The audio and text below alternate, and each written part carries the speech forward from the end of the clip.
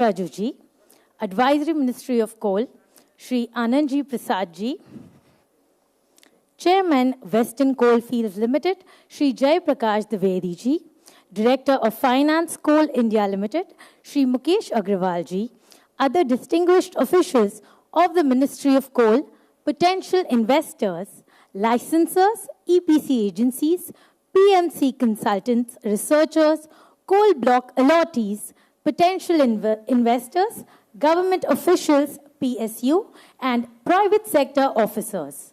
All the esteemed guests to the industry interaction of the scheme for promotion of coal lignite gasification projects. So once a big round of applause for all of you, please, for joining us here today.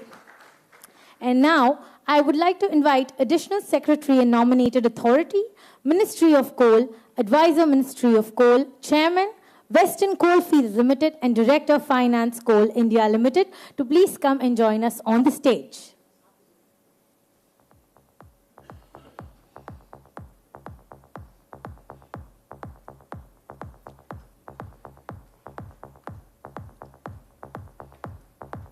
With that, may I now please request Shri Jai Prakash Dwivedi ji, Chairman, Western Coalfields Limited, to welcome Shri M. Nagaraju ji, Additional Secretary and Nominated Authority, Ministry of Coal, by presenting him with a bouquet.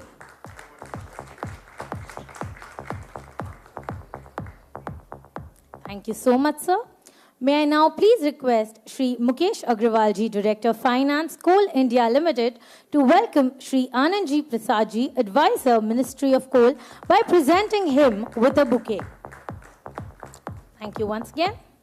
Now, may I please request Dr. Piyush Kumar to welcome Shri Jai Prakash Dwivedi, Chairman, Western Coalfields Limited, by presenting him with a bouquet. Thank you so much, sir. Once again, I would request Dr. Piyush Kumar, General Manager, Business Development, Coal India Limited, to welcome Shri Mukesh Agrawal ji, Director of Finance, Coal India Limited, by presenting him with a bouquet. Thank you so much.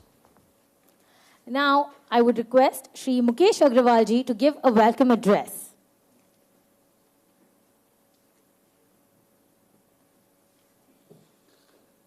A very good afternoon to all dignitaries present on the dais and off the dais. A very warm welcome to everyone in the industry interaction organized by Ministry of Coal and Coal India Limited. I welcome Shri M. Nagaraju sir, Additional Secretary, Government of India, Ministry of Coal, and congratulations sir for impanel to the Secretary, Government of India.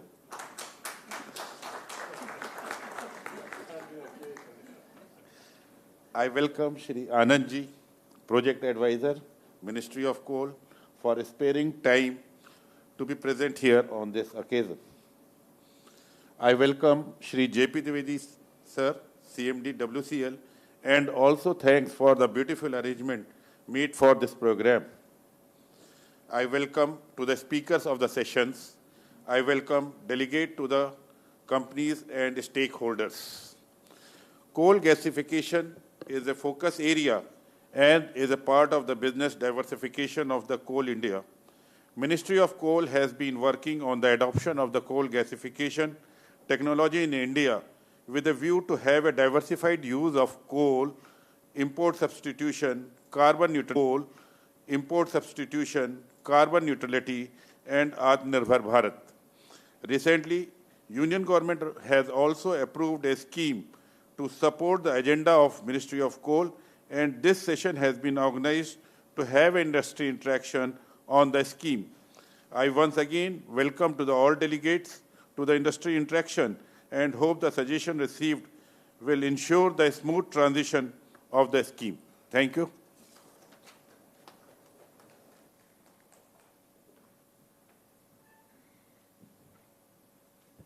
Thank you so much, sir, for the welcome address. A big round of applause for him. Now we will run a short video on the scheme for promotion of coal lignite gasification project.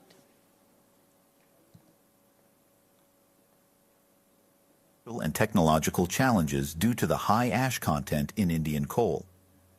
To address this, The Coal Ministry previously provided a 50% rebate in revenue share for coal used for gasification in commercial coal block auctions and created a separate auction window for providing coal from CIL and SCCL mines under the non-regulated sector, NRS auction policy.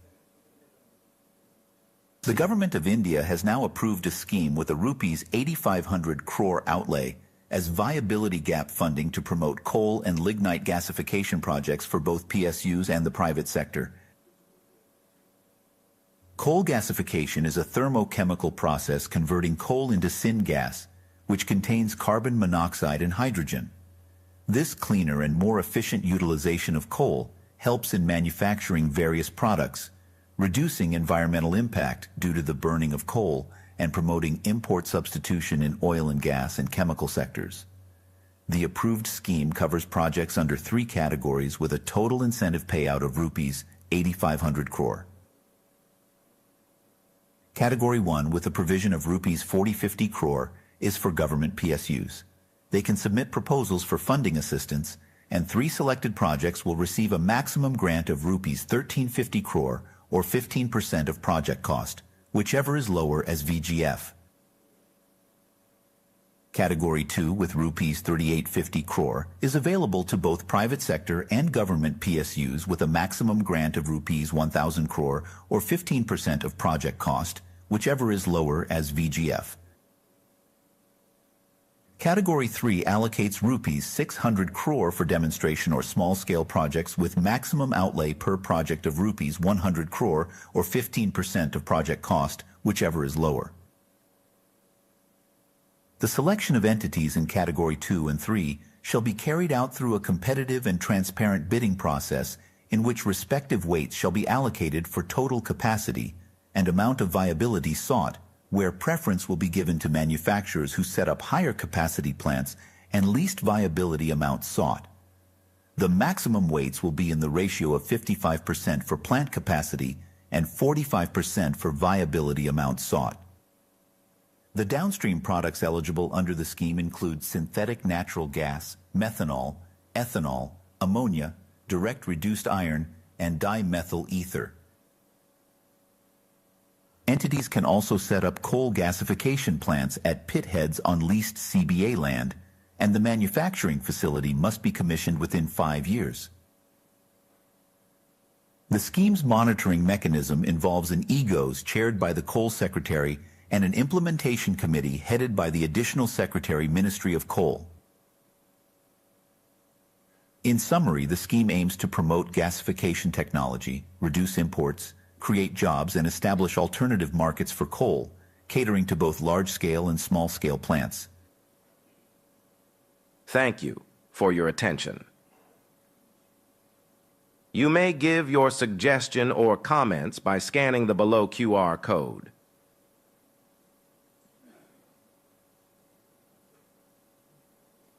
We have one more video. Could you please play that? Welcome to the future of coal, leading the transition to clean energy. India has been blessed with large coal deposits, especially in the eastern part of the country, which require faster development for the overall growth of the country. Recent reforms in the coal sector, such as commercial coal block auctions, and the engagement of MDO by Coal India for faster development of greenfield projects have been instrumental.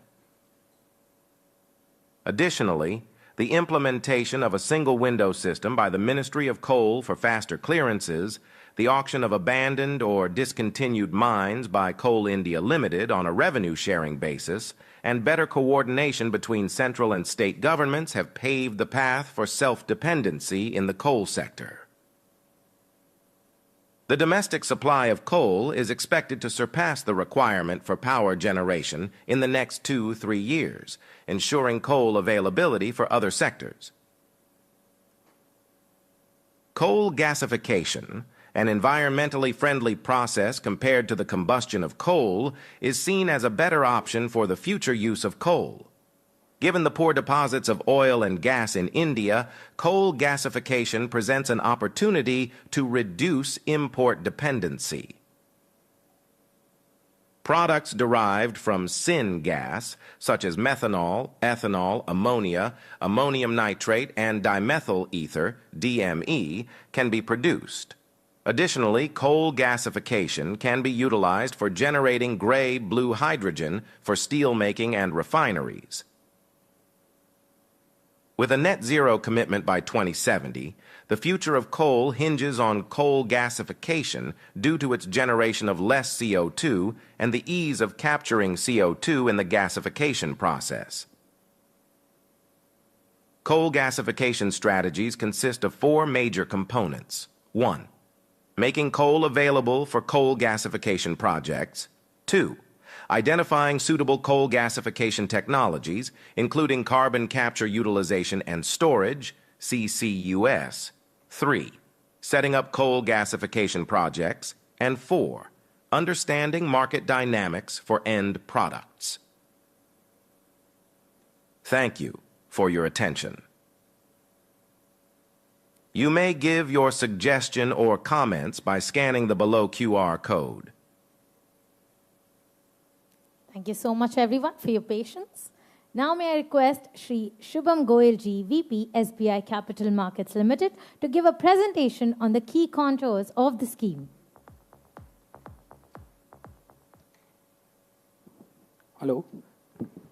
Good afternoon, everyone. I would be giving a brief presentation on the key contours which we are proposing for the scheme.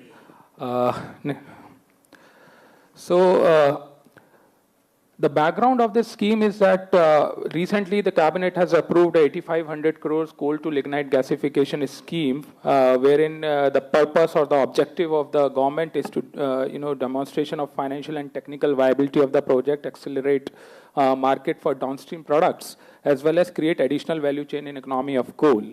So with that, the major initiatives which the government has taken before the introduction of this scheme, in 2021, when we launched this commercial coal block auction, we have given the 50% rebate in coal utilized for coal gasification. And pursuant to that, National Mission for Coal Gasification was launched for achieving 100 million ton of coal gasification by 2030. Ministry has also set up a task force to prepare a roadmap for coal to hydrogen. As well as recently in 2023, Coal India Limited has introduced a new sector of coal gasification linkage under non-regulated linkage auction policy, wherein the bidders can get coal linkage from Coal India Limited on a long-term basis. And recently in January, a scheme for promotion of coal gasification has been launched by Government of India. Now, key contours of the schemes include, as we have already seen in the video, the total outlay is 8,500 crores. Divided into 3 categories. The first category is for the government PSUs and the JV of the PSUs, wherein the total outlay is 4,050 crores and the eligible projects are 3 projects in total, with a maximum grant of 1,350 crores per project or 15% of the capex, whichever is lower.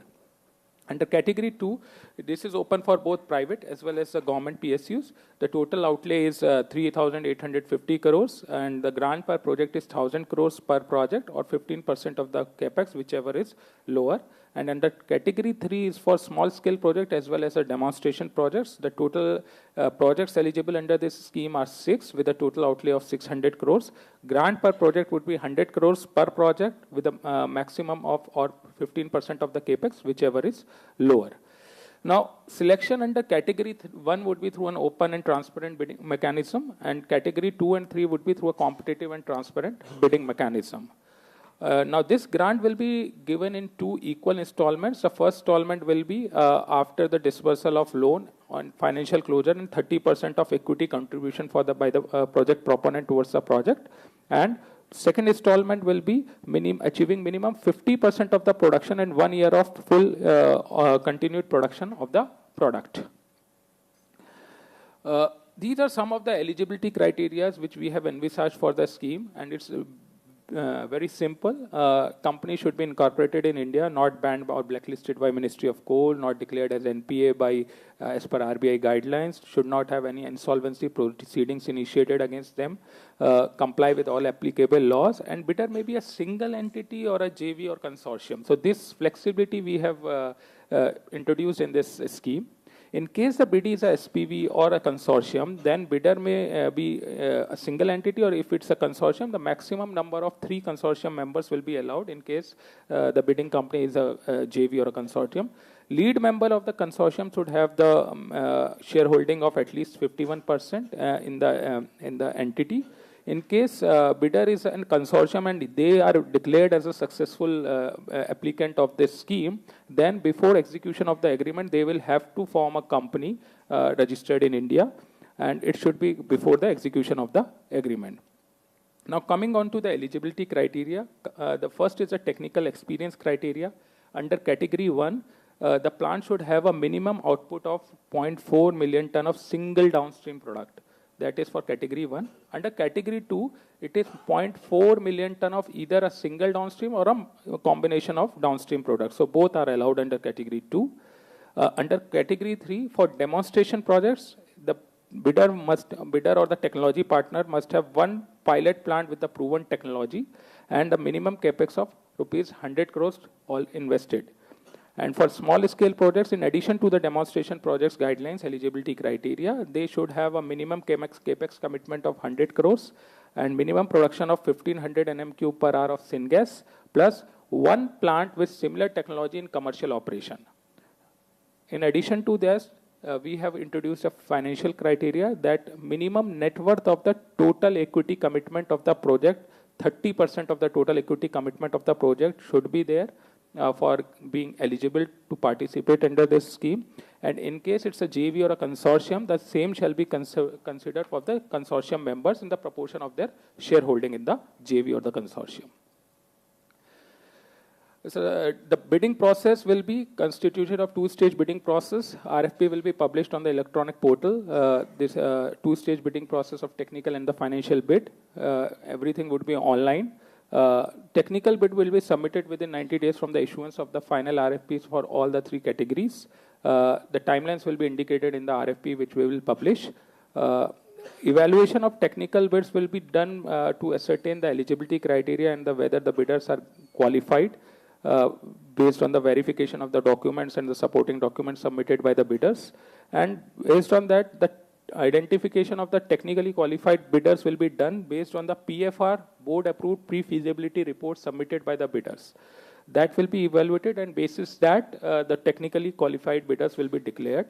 Once the TQBs are declared, the financial bids will be opened, wherein the bidder will be submitting the viability gap requirement or the grant required for this project.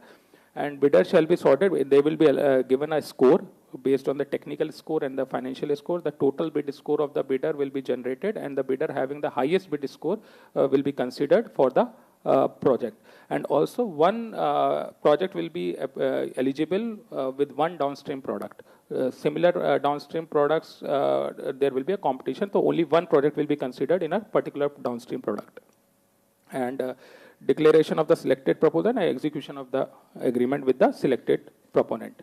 Now, this is a selection criteria for category 1.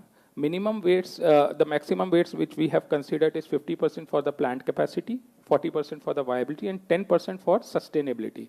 So plant capacity, in case the higher the plant capacity, the more weightage would be given, and this is a formula: proposed plant capacity divided by the highest plant capacity submitted by the among all the bidders, and they will be given a 50% weightage.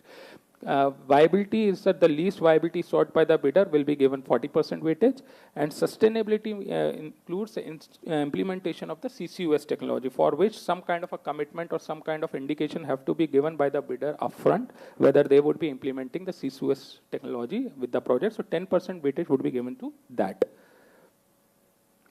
Under category 2, which is open for private and public sector, it's a similar thing, 50% for plant capacity, 40% of viability, and 10% for sustainability weightage.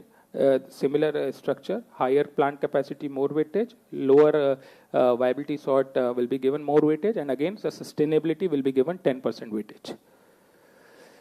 Under category 3, the three weights are been distributed among the plant capacity, the investment, as well as the viability amount sought. So again, whosoever is submitting for the higher plant capacity will be given more weightage, 35% weightage for the plant capacity. Higher the proposed investment by the bidder in the particular project will be given another 35% weightage, and viability amount sought would be given the balance 30% weightage. Once the bidders have submitted their bids will be evaluated as I discussed earlier, and a bid score will be given to each of the bidders, and the bidder having the highest bid score within the same end products will be declared as a successful bidder. Only one bid will be allowed for one final product. In case there is a tie, then the tiebreaker scenarios are defined below. The bidder quoting the higher plant capacity will be given first preference, then followed by lowest viability amount, stage of the project, as well as in case in all the three categories is a tie, then it would be the with the draw of lots.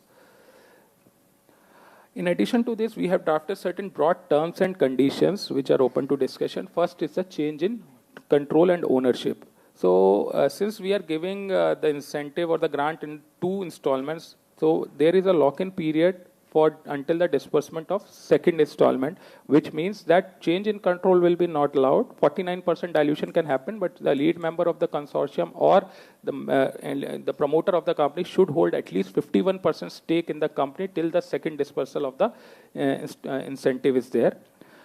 Change in control will be permitted only post second dispersal, and in case of any consortium or the SPV, the option to transfer the project within the group company is allowed. So they can transfer from holding to subsidiary or vice versa or associate till the time that the ultimate beneficiary owner for the this entire scheme is maintained. In addition, we are providing a security provision for the purpose of financing of the project. So they can create security by way of assignment of its rights under the project agreement. So security provision is there. Substitution right is given to the lenders, and lenders can substitute with the providing the substitution notice to the authority. So these provisions have been provided for availment of finance. End products, there is no restriction on the end products. Bidders are free to choose their end products and market their own end products as per their requirement. There is no restriction as such. They can use it for captive purpose, sale, export. They can do it. Certain conditions, precedents we have specified. First, for the effectiveness of agreement. Then that after the entity has been selected as a selected bidder, they have to get the DPR, the detailed project report, approved by the board, DPR or TV report, which they have to submit, and financial closure has to be attained. We will provide a certain timeline for that, so that will be defined more clearly in the request for proposal RFPs. In addition, there would be condition precedent to first disbursement of the installment, that which we have already discussed. A term loan commitment should be there. In case there is a equity commitment, documents demonstrating sufficient funds pertaining to the project should be in place, whether it is from financial closure or 100% through equity. That demonstration has to be brought out to the authority. A statutory auditor certificates to all capital expenditure incurred towards the project, means of finance, and others have to be submitted. And the coal linkage agreement or the fuel supply agreement has to be there for availing the first installment. It's just the arrangement. Condition precedent to the second installment, the technical report showing the total production achieved, because we have to achieve at least 50% of the production for availing the second installment. So technical report showing whatever is the total production achieved has to be submitted by the bidder, which would be certified by an independent engineer. Copy of bills and invoices for actual production and sale of products. Financial statements certified by the statutory auditor about the expenditure incurred towards the project, as well as the means of finance. Other terms, that entities may set up coal gasification plants. This is another scheme which you will be aware that Ministry of Coal is coming out with a scheme wherein the bidders can set up the plants on the pit head of the CBA land, which will be provided on long-term lease to the bidders from Coal India Limited. And PMA is appointed who will undertake the entire viability assessment of the project. Once you submit the bid, a financial appraisal exercise will be carried out, and accordingly the ascertainment of the VGF will be done. These are some of the documents which the bidder has to submit as part of the technical proposal. Technical bid, the format will be prescribed in the RFP. power of attorney, board resolution, duly audited financial statement, a statutory auditor certificate for the net worth, declaration as per the format prescribed in the RFP, copy of the board approved PR, PFR, which is pre-feasibility report, and certified extracts of the chartered documents. These are certain documents which has to be submitted along with the technical bid. The more details will be provided in the request for proposal. These are the tentative timelines. We will come out with the RFP, which will have the detailed timelines with, of the. These are some of the category, the products which mostly have been discussed and captured in the video which was shared earlier. SNG, methanol, ethanol, ammonia, DRI, DME. So these are the products, and bidders are free to choose the products as per their own requirement and the market outlook. Thank you so much.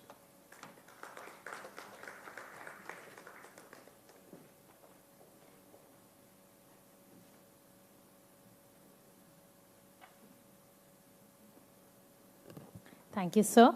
May I now request Shri Jai Prakash Dwivedi ji, Chairman, Western Coalfields Limited, to share the initiatives taken by CIL on coal gasification.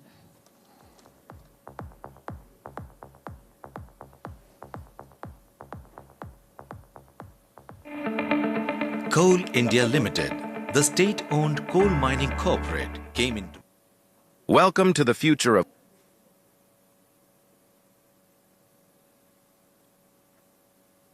Most respected Shri M. Nagaraju sir, Shri Anandji Prasad, Advisor, Ministry of Coal, Government of India,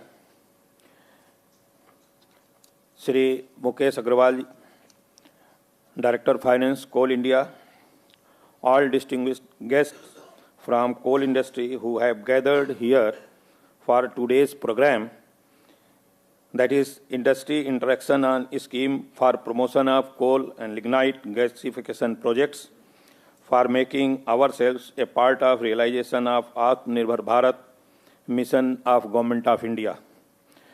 Under the patronage of Ministry of Coal, Coal India Limited has prepared a plan for 1 billion ton coal production capacity and committed to ensure domestic coal availability for all sectors. The promotion of coal and lignite gasification projects holds immense promise for country by converting these abundant resources into cleaner fuels such as syngas. We can not only meet our growing energy demands but also reduce our carbon footprint and mitigate the impacts of climate change. Moreover, gasification offers a pathway to diversify our energy mix and enhance our energy security by reducing our reliance on imported fossil fuels. Coal gasification is cleaner use of coal as compared to combustion. With net zero commitment by 2070, Coal India Limited has prepared a business plan for venturing into solar pithead power generation, acquisition of critical mineral assets abroad, and coal gasification. We all know that Government of India has set up a target of 100 million ton per annum coal gasification by 2030 to produce various products, most of which are being presently imported. Apart from that, India coal has high as and successful gasification plants across the world are on low ash coal. Many of the plants in China utilize 8% ash coal. There have been efforts in India to develop technology on high ash coal. BHEL at its Trichy plant had developed the technology using Indian high ash coal. CIL has decided to form a joint venture with BHEL to take up a plant at Lakhanpur area of Mahanadi Coalfields Limited, wherein ammonium nitrate will be produced using gasification technology. The process of this project is very good. Entire land for the project has been identified and acquired. PMC has been appointed for pre-project activities and pre-award work, including preparation of DFR, based on tendered value of LSTK packages. Ammonium nitrate produced from the plant will make CIL Atmanirbhar in terms of explosives for its mining operations. In fertilizer sector, Coal India has joined hands with GAIL and RCF to produce urea at Talcher fertilizer plant. This plant will utilize the entrained bed coal gasification technology. India has also signed a MOU with GAIL to produce synthetic natural gas at Sonpur Bazari area of Eastern Coalfields Limited. This project will be based on low-ash Indian coal, and the product SNG will help in reducing import substitution. Coming to Vidarbha region, at WCL, we had identified coal gasification project with 0.6 million ton per annum capacity of ammonium nitrate. As final product, it is imperative to mention that all the necessary enablers, namely ensured supply of coal, land, availability of water, availability of power, and other infrastructure are in place for without delay implementation of the project. The mode of implementation and other formalities in under deliberation, and we expect to announce the same very soon. Making coal available to sectors other than power was a challenge. However, with the initiatives taken by Ministry of Coal, such as auction of coal block for commercial mining, single window clearance system at MOC, engagement of MDO by CIL, and auction of abandoned coal mines on revenue sharing basis will help in surplus coal availability for other sectors as well. In line with decision taken by Ministry of Coal for creating separate auction window for coal gasification under NRS auction policy, Coal India Limited has conducted 2 stakeholders consultation meetings. During last meeting in November 2023, potential investors have sought time till January 2024 to submit their requirement. It is understood that approval of financial support decision of Government of India will help in formulation of projects. Though this scheme, the government is committed to fostering a conducive environment for industry participation in coal and lignite gasification projects. Government is streamlining regulatory processes and providing incentives to encourage investment in this critical sector. But we also recognize that there are challenges to overcome, whether they be technical, financial, or regulatory in nature. That is why our input and collaboration are essential. We need your insights and expertise to identify and address the barriers that may hinder the successful implementations of gasification projects. We need your innovative solutions to develop and deploy cutting-edge gasification technologies that are efficient, cost-effective, and environmentally sustainable. And we need your partnership to drive the adoption of these technologies across industries and sectors. Furthermore, industry interaction is crucial for ensuring that the benefits of coal and lignite gasification are shared equitably across society. We must work together to develop inclusive business models and prioritize environmental sustainability, social responsibility, and community engagement. By empowering local communities, creating job opportunities, and supporting skill development, we can ensure that transition to cleaner energy is not only economically viable, but also socially just. With the Government of India initiative and incentive towards promotion of coal gasification, I urge the industry delegates to transform the proposal into business opportunities for the nation, for the society, and the benefit of all stakeholders. We assure you of earnest cooperation from CIL towards collective accomplishment of mission through building of collaborative partnership. Thank you. Thank you, sir. May I now request Shri M. Nagaraju ji, Additional Secretary and Nominated Authority, Ministry of Coal, to deliver the keynote address.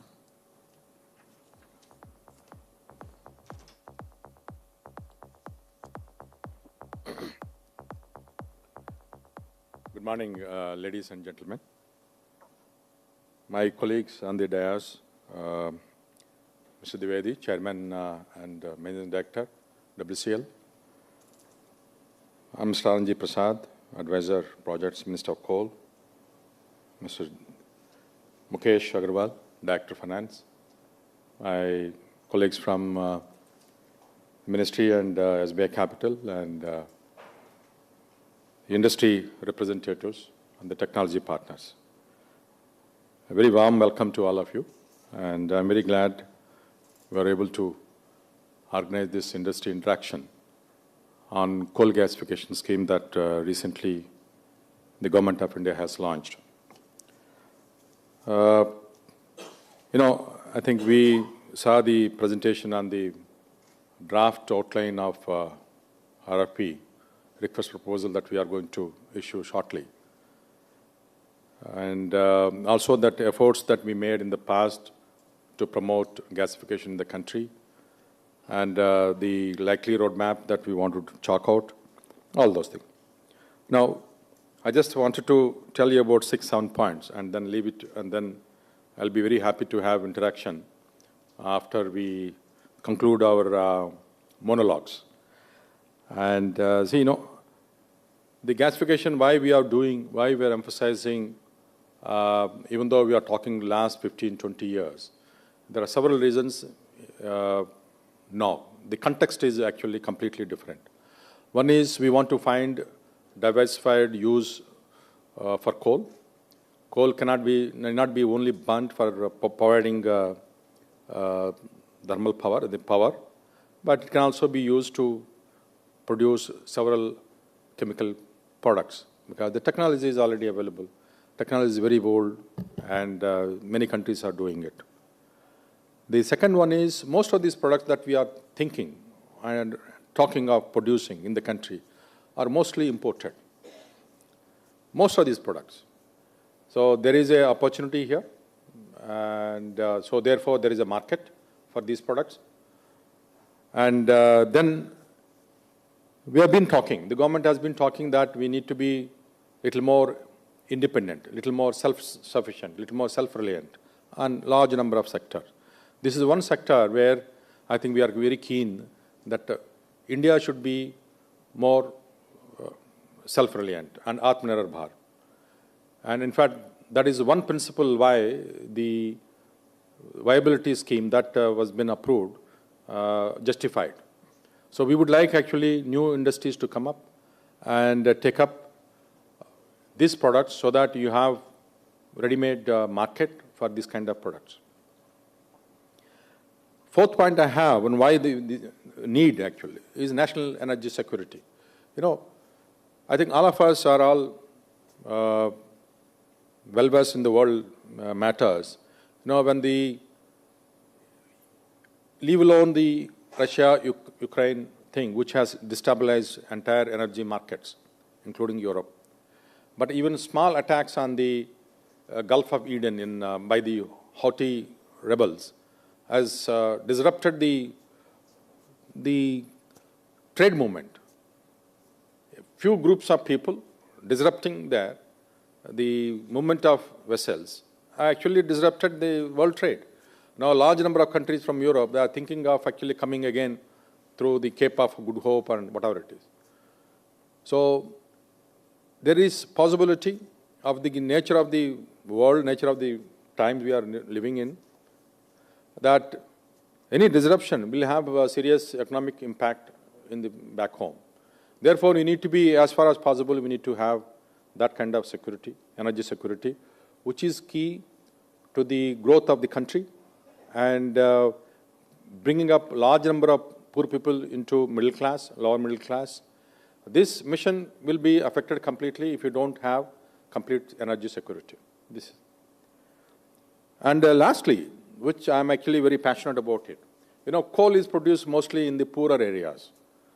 If you look at it, poorest areas are Maharashtra, Darbar region, and Chhattisgarh, Jharkhand, and Orissa.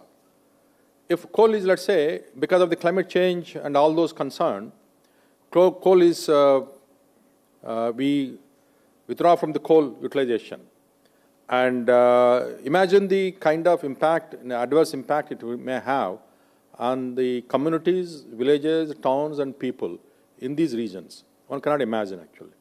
In fact, let me tell you, in Europe, when the coal was withdrawn from England and Poland, it has serious impact on the livelihoods of a large number of people. Some towns actually became ghost towns. Even in America also, where the coal mines are closed now, the towns actually become ghost towns. They are called ghost towns. Nobody stays there. But imagine if that were to happen in states like Jharkhand or Orissa or Chhattisgarh. So we can't have that kind of future for those people. So we need to find alternative uses of coal so that we continue to mine the coal available, which is a natural resource, and use it environmentally friendly way so that the country will get benefited, the people will get benefited. So economic and social development of the regions where the coal is located is also a very equally important goal of the government to ensure these communities don't lag behind. Now, it has been mentioned in the presentation, I think all of you are aware, the large number of products one can make. You produce SNG, from SNG there's a large number of products. Depending on the market, you can do it. Not that these products are not being made. In fact, JSPL is already making it here. In Angul, they have a plant which I think I visited twice. And Reliance is also having something in the Jamnagar through Petcoke they are doing. And producer gas plants are also available in several parts of the country. So it can all design your product based on the market need and the financial viability. Now, coming to the technology part, we have here Thermax. I'm very grateful to Mr. Anish here. Thermax CEO is also here. And we also have other technology partners who are present, I could see. Technology is mature technology. Only thing is that most of the technology nowadays, improvements are happening mostly in China, but in India also we have domestic technology. BHL done it, and Thermax has done it, available. And others, I think we can also pick up technology from the China. I talked about market. So what the government can offer. The purpose of this industry interaction is to tell you what the government is going to offer. One, we are going to offer viability gap funding. If the project is not viable of any of these gasification plants, up to, for the government PSUs, I think 1,350 crores, and the private sector 1,000 crores, and private projects up to 100 crores we give. And we also can give actually coal. We can give, we are auctioning coal on the NRC thing. We have not done it, but we'll do it. But we are also thinking actually to offer coal on the notified price for coal gasification. We have to make a policy. We are going to make a policy for that also, so that you don't face shortage of coal. And because from this year onwards, which is we are likely, this year we are going to touch at least a billion tons of coal production in the country.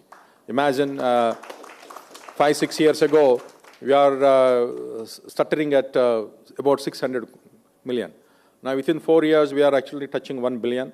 And by 2030, will be anywhere about 1.5, 1.6 billion tons of capacity to produce coal. So coal shortage, I think, will be a thing of the past for the country. So we have plenty of coal and we want to sell it. So we are thinking of how to offer this at a notified price to the coal gasification for the new plants that are going to be set up for this purpose. And the land. Land also we have a policy. the land that is available with the coal companies near coal mines, we can also offer on a very, very competitive and concessional pricing to set up coal gasification plants. We have no issue at all. Any land that is available near coal mine, you think that is suitable to set up a coal gasification plant, you can give a proposal to the concerned CMD. Our instructions are very clear to all of them that they will process it and then we will approve it. There is no issue at all. Because there is a very transparent process we have established, and you can set up that. So with the land comes, you actually, then since the old coal mines are close by, which was acquired under CBA Act, Coal Bearing Areas Act, we are the owners, so we will give that on lease for 30 years, 40 years, whatever it is. And we'll take into account IRR, and then we do that. So it also have water. Most of the coal mines have a lot of water, especially decoal lands have plenty of water which is required for gasification purpose that can be used. So this is what government can offer, thinking of offer. And funds are available. We got the already approval and it's available with us. And we are only waiting for the projects. And we have tried so much last 2 years. We have called 3 tenders. Twice in Dankuni in West Bengal, we are not successful. We have not got a bidder. And again, twice in the WCL, we called methanol gasification bidder. We didn't get it. Under BOO model. Now we are trying to change under LSTK. And then we have another bidding under evaluation by Neyveli Lignite Corporation. Again, that is from lignite to methanol. But unfortunately, we got it 236%, something like that, on the estimated cost. In the government, we can't do that. So we are thinking of options what to do that. So not that we have not tried. Okay, we have tried. We want to be bold. We want to take initiative. Government wanted to establish this technology, financial viability, so that the private sector can come over and take over this kind of sunrise industry. But till now, it has not happened. But now that we have increased the financial support, we hope and very confident that industry will rise up to this challenge, I can say, or the opportunity, if I can put it, to the coal gasification offers to the country as a whole and also to your businesses. Now, draft RFP, we have prepared. Some of the conditions have been mentioned in the presentation. We would like to place it on our website, Ministry of Coal website. And we'll be very happy to receive your comments, views, and suggestions, if any, to make it much more, so that it induces proposals from the industry. And not that we don't want to have a RFP or a proposal that doesn't elicit any responses. We want industry responses. So tell us how we can actually do and how we can partner new investors. We'll be really happy to do that. So please send us. We want to final RFP we're planning to release by second week of March, so that industry can think of partnering in technology partners or financial institutions to bid for these projects. And mind you, we don't have any preference for technology. We are completely secular and agnostic. And we don't mind what kind of technology you bring, as long as you meet the minimum product capacity that we have defined. So again, we have a couple of consultants available in the country. We are using it. One is Engineers India Limited, and the other is PDIL, and that is also works in the Government of India PSU. But you are free to take up any other consultant to design the PFRs, so that you can give the proposal to us. I am once again grateful to all of you for attending and giving so much patient hearing to all of us. And we welcome your suggestions and support to make the gasification agenda forward. Thank you so much. Thank you for your key insights, sir. Once again, a big round of applause for him. Moving on to our next session. So I would request all the speakers to please keep this in mind that we have a limited time duration. So going ahead, I now request Shri Naveen Alawatji, Head Green Hydrogen and CCUS JSW, to give presentation on coal gasification for sustainability prosperity of India.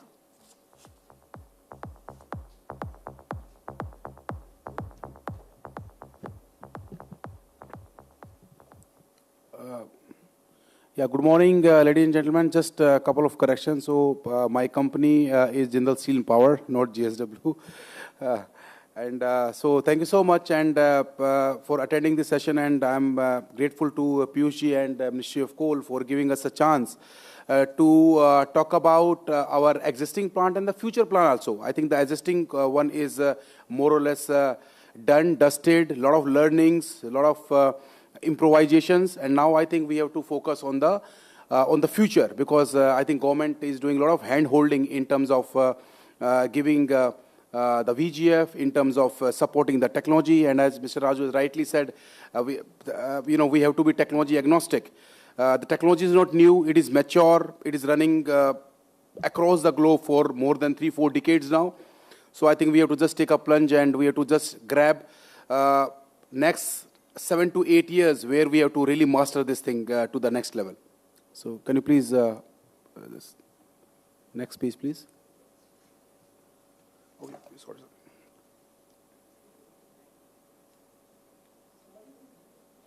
Yeah, I think this part was very well taken. I think Honorable Prime Minister, he has clearly said that we have to reduce our import, we have to reduce our forex, and for that we have to be Atmanirbhar in energy security. There are a lot of chemicals which we are importing, as Mr. Raju rightly said, from methanol close to 1.5 million ton, ammonia close to 2 million ton, and for urea, formaldehyde, and all the big chemicals.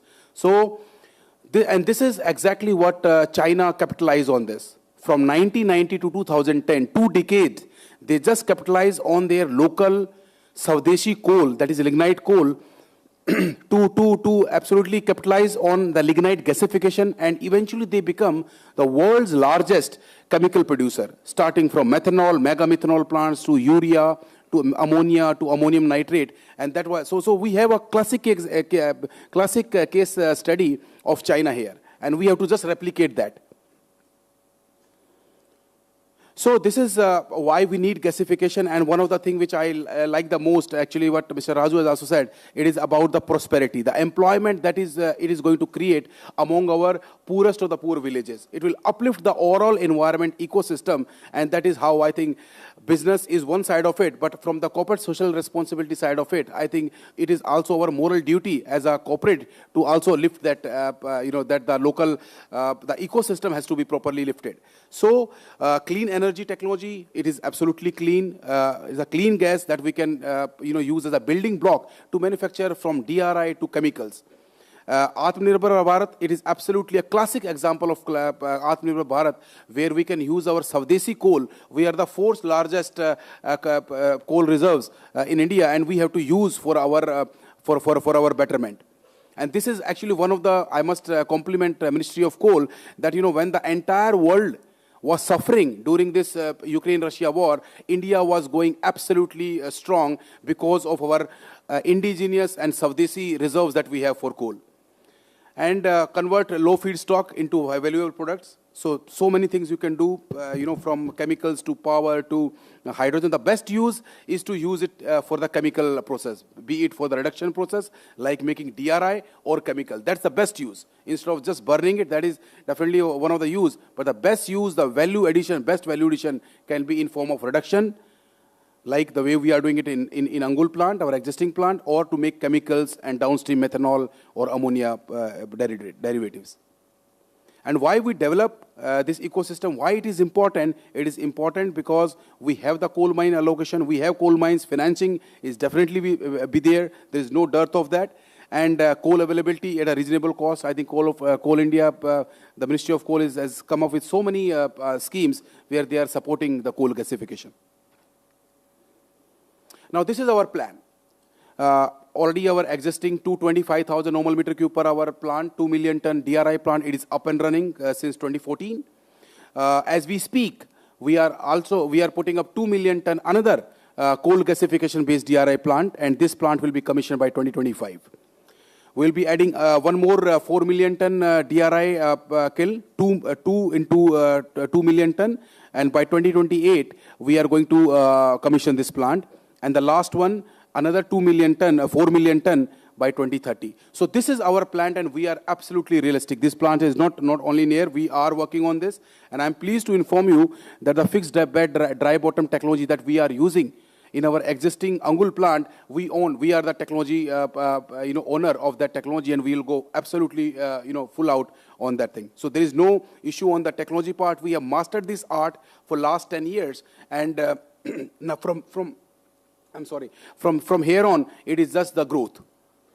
So a typical syngas has got a composition of 52% hydrogen and 32% CO. Now, I want to just tell everyone here that transition from here to the green or the blue hydrogen, it is very, very simple. 52% we are already there, so we are not starting from 0 coordinates. We are starting from 52%. From there, we have to go to 100%. So we are already halfway through. Raw coal is definitely is required. We have to gasify 100 million ton of coal by 2030. And the coal source and technology, as we said, it is absolutely no issue at all. Now, facilities along with coal gasification, there are a lot of auxiliary plants that are going to come, starting from the oxygen plant to coal washery. Coal washery can act as a good buffer to ensure that you have a consistent supply of coal into the gasifier. This is absolutely a very critical part. Coal rejects can be used in our boilers, in the coal boilers, if it is an integrated steel plant or a power plant. Recovery plant, there are byproducts. Actually, we call them co-products. Some of the guys, they feel bad about those products, but we feel very excited about those products because they are valuable chemicals. We sell them in market and earn revenues. Fly ash can be used in cement making, road making, and backfilling. And CO2 capturing. Now, this is also one of the important, very, very differentiating factor. Someone who is already running a steel plant like us on the blast furnace, classic blast furnace and BOF route versus steel making through coal gasification route. Now, here we have this coal CO2 capturing unit that is already part of the process. So we don't have to put a CO2 capturing unit on a standalone basis. So that will save us three things. Number one, we are absolutely future ready to use this CO2 as a building block to make so many chemicals, starting from e-fuels like sustainable aviation fuel to methanol to ethanol. That's one. Number two, we'll save a lot of capex.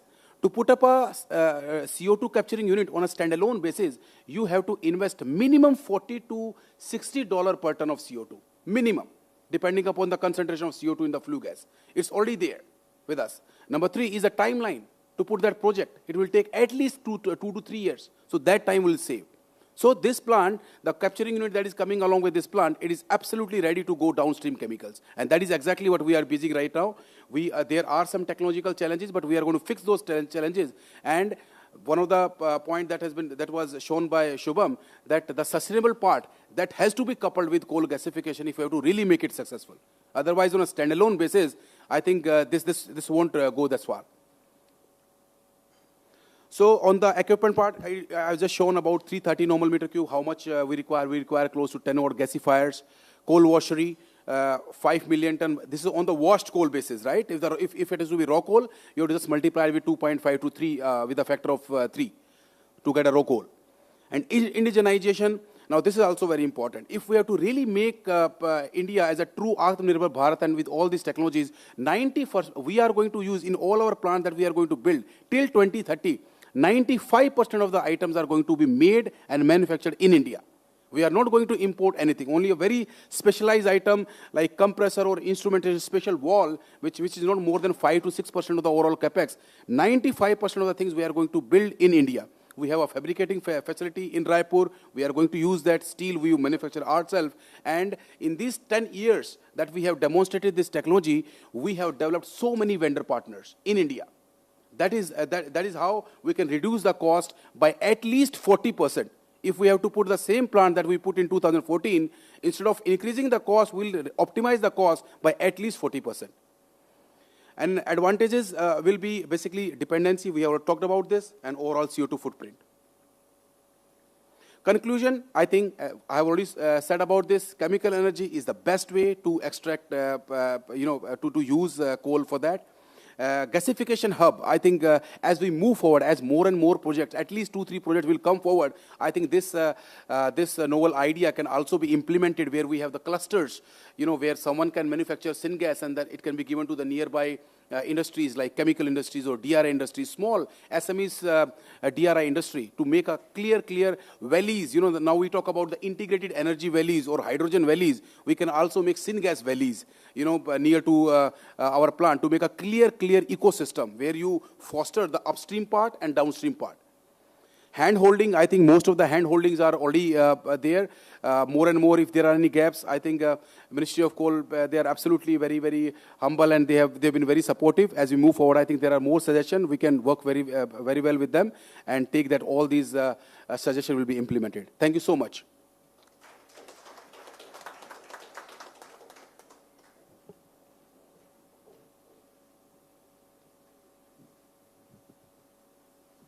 Thank you, sir.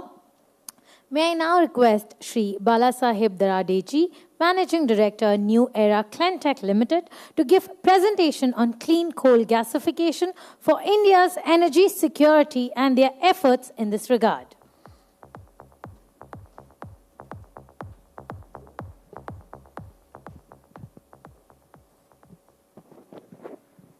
Thank you very much, and we appreciate the efforts by Coal Ministry. Thank you, Nagarajuji, Anandji, WCL CMD, and Mukeshji.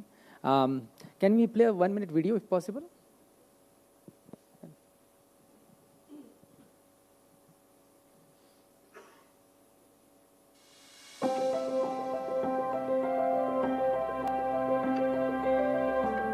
India's challenges in becoming Atmanirbhar Bharat, self-reliant India, are many.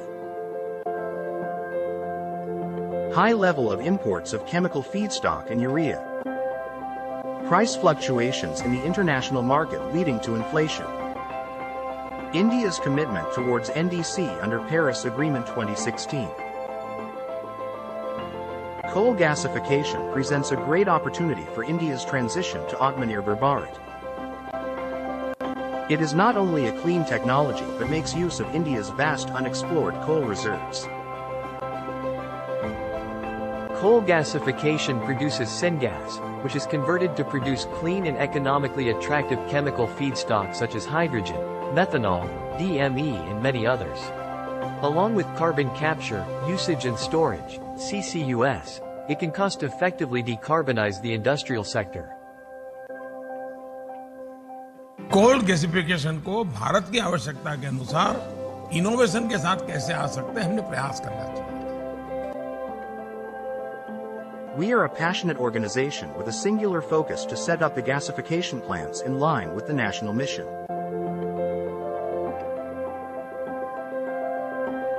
Announcing 5 MMTPA gasification project in Maharashtra with an investment of $2.5 billion. We are proud of our team that is comprised of government advisory, industry veterans, innovators, venture capital, financial experts, entrepreneurs who built the businesses ground up.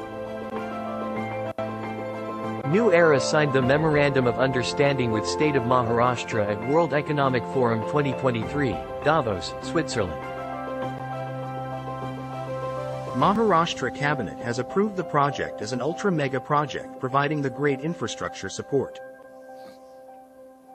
Subsequently, State of Maharashtra has allocated 1,650 acres of land at Chandrapur, Maharashtra, at the pithead of coal mines.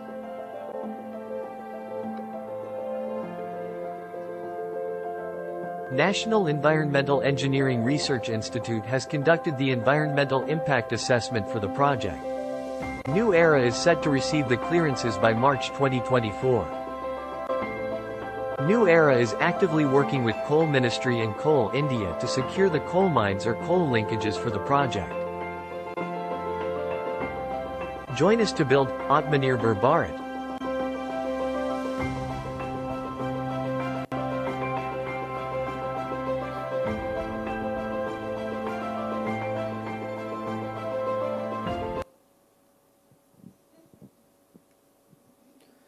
Thank you very much again for giving us opportunity. And we are very happy to see we have been monitoring this ecosystem for the last couple of years. And finally, things with the efforts of the leadership at the center. So we are seeing this, and we are very happy. And this is a great time, like as mentioned by earlier people also. If not now, then never. This is India's opportunity. I mean, as we are seeing that coal is, globally there is a pressure to phase out of coal. So using coal in cleaner ways. So we have this opportunity window, and rightly government is supporting. And now I think private players and industry, we see that more and more people will be keen to make this Atmanirbhar Bharat a reality. So we are talking like a clean coal refineries, defining this into, like as mentioned by previous speakers also, like coal gasification plus CCUS. That completes the picture for making like a cleaner use. So this project is going to be in Vidarbha, one of the backward regions of Maharashtra, so in Chandrapur district, Bhadravati. So it is close to WCL, and in fact the WCL project, we are adjacent, like the border, the project which WCL has announced. So high level, this is a project schematic that we are planning. So from like coal to syngas, from raw syngas, then treated syngas to, so some of the products, hydrogen is one easy because syngas is a CO plus H2, and with the water gas shift and PSA, it is easy to get hydrogen, ammonium nitrate, then on methanol side, methanol, DME, acetic acid. Also like MEG is another product that we haven't mentioned, but there are, so seeing the local needs, also both in a private and public sector, and using then carbon capture. So there are three aspects in CCUS. One is utilization, where we can do for chemicals or aggregates, then sequestration in basalt rocks, or and then third is EOR, so and CBM. So also in our area, Bhadravati recently, CBM is also found, coal bed methane. So that is another opportunity that we are assessing with some of the players. And as earlier also mentioned, so there are two uses of coal. One is combustion and other is gasification. So in gasification, it is a integrated pre-combustion CO2 capture with a 90 to 90% purity. So it becomes easier. It is more cleaner and environment friendly compared to the combustion. So this is the basis where we are trying to move towards a clean energy. So in terms of so sequestration is another, but utilization. So as we are very keen because we have so much needs. So CO2 utilization and value addition can happen. So a couple of months back, I was attending New York Climate Week on the sidelines of UNGA.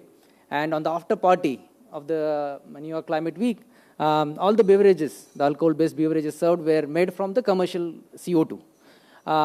So we are seeing that there are a lot of now technologies and companies, indigenous and abroad also, who are working on CO2 to sustainable aviation fuels, aggregates.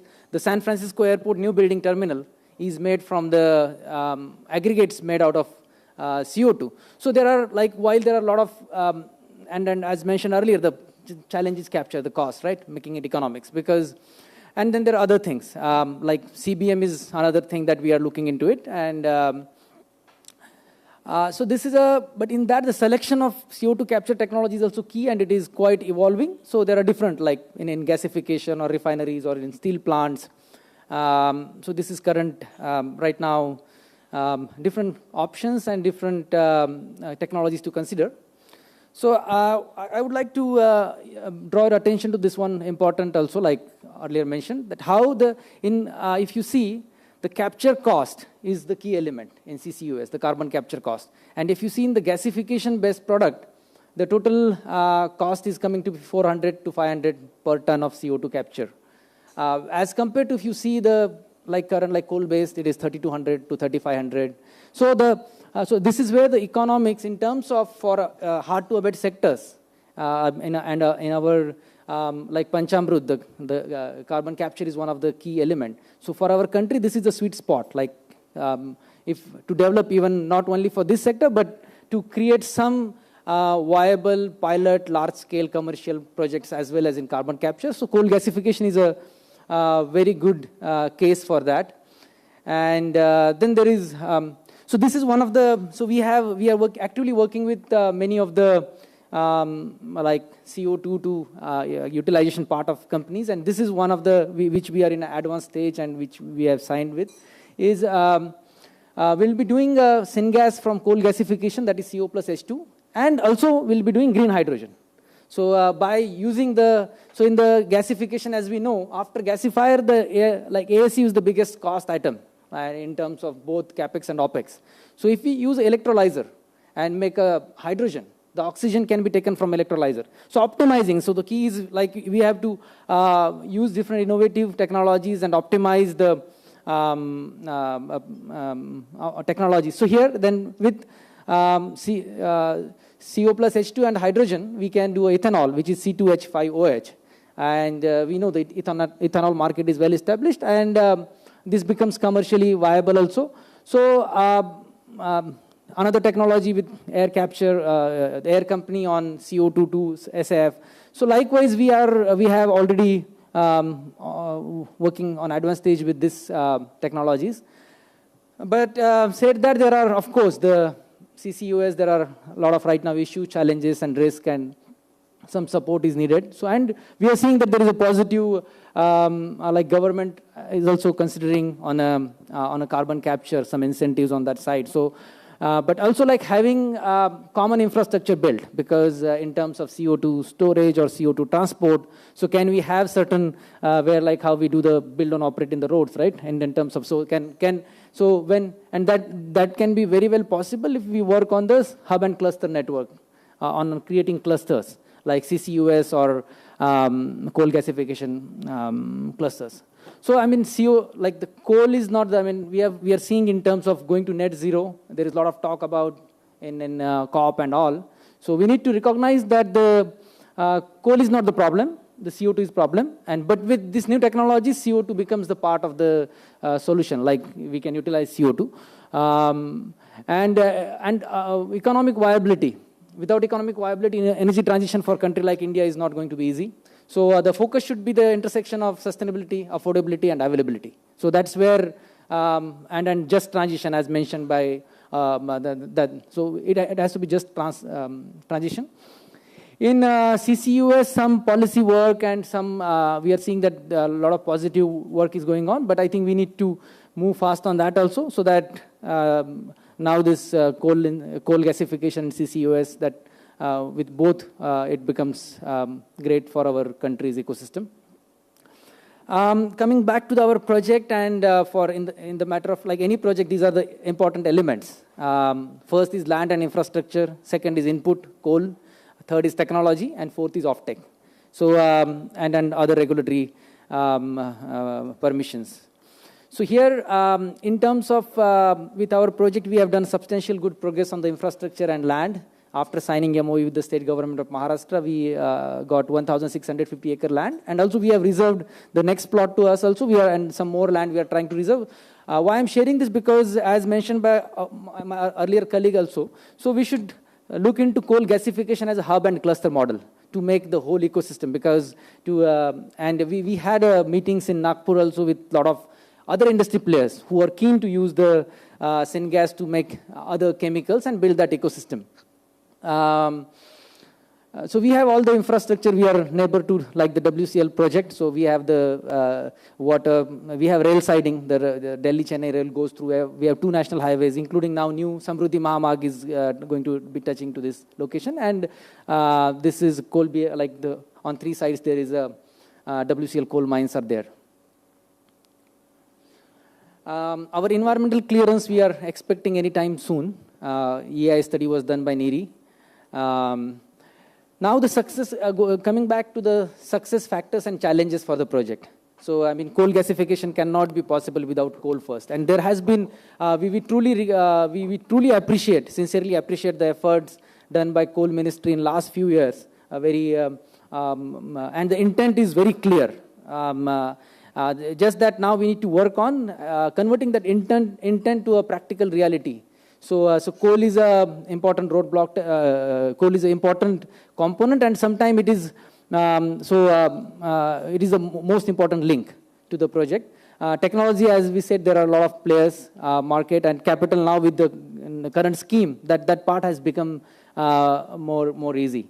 So here, whatever, there should be a level playing field if considering the environmental aspect, and Ministry and Coal India already have reiterated that.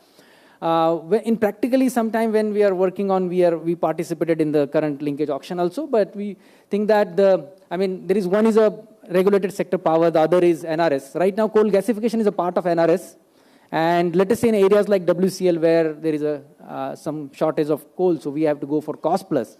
Then it becomes the cost plus 12% IRR plus 20% cost. So things like that. So of course, Ministry and authorities are very positive, but I think if these things can be resolved, then once the right coal is available, now the opportunity for industry, and I strongly believe that more and more industry will rush towards this opportunity to capture this opportunity. And there are some other things like we had earlier, the carbon capture is another we are looking, and we have been active. We thank for inviting us in many of the consultations, and we are looking forward to make this coal gasification as a commercial reality. And I think we should be able to do better than the China story with our own needs with the mission of Atmanirbhar Bharat. So thank you very much, and we are again very happy to see this gathering and this scheme and this gasification seeing a reality. Thank you.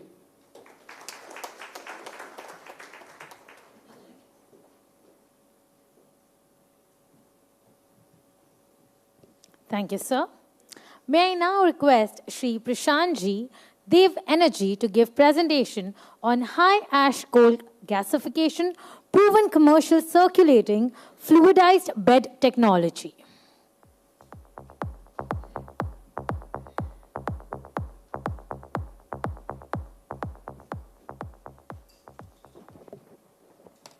Good afternoon, everybody. We really thank Ministry of Coal and Coal India PhD for giving this opportunity for Dev Energy to talk about our journey for using this gasification technology in DRI solution.